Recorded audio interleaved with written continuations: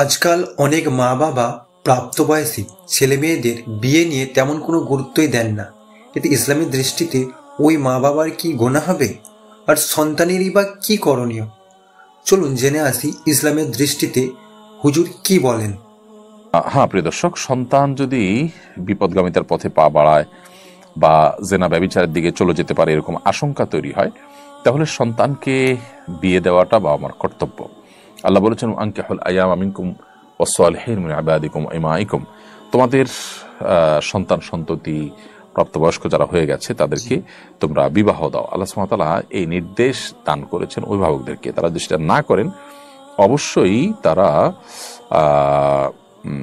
সেটার জন্য গুনাহগার হবেন এবং আল্লাহর কাছে তাদেরকে দায়ী হতে হবে।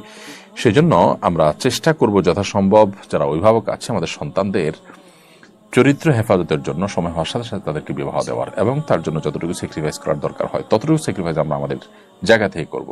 একজন সন্তান বিয়ে করলে, তার ঘরে বউ আসলে তার রিজিকের ব্যবস্থাকে আল্লাহ তাআলা করবেন না? কেন তাকে কঠিন শর্তের মধ্যে ফেলে তার চরিত্র নষ্টের দিকে তাকে ঠেলে দিতে হবে?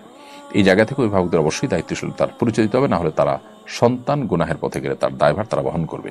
এক্ষেত্রে সন্তানের দায়িত্ব আছে। বাবা মা যদি তারা একান্ত সন্তানকে বিবাহ না দেন, তাহলে বাবা মা নিজের চরিত্র হেফাজতের জন্য তিনি বিবাহের উদ্যোগ নিতে পারেন। তো বন্ধুরা, ভিডিওটা যদি আপনার উপকারে এসে থাকে, লাইক আর কমেন্ট করতে ভুলবেন না, আর চ্যানেলটা সাবস্ক্রাইব করে পাশেই থাকবেন। দেখা হবে পরের ভিডিওতে ইনশাআল্লাহ।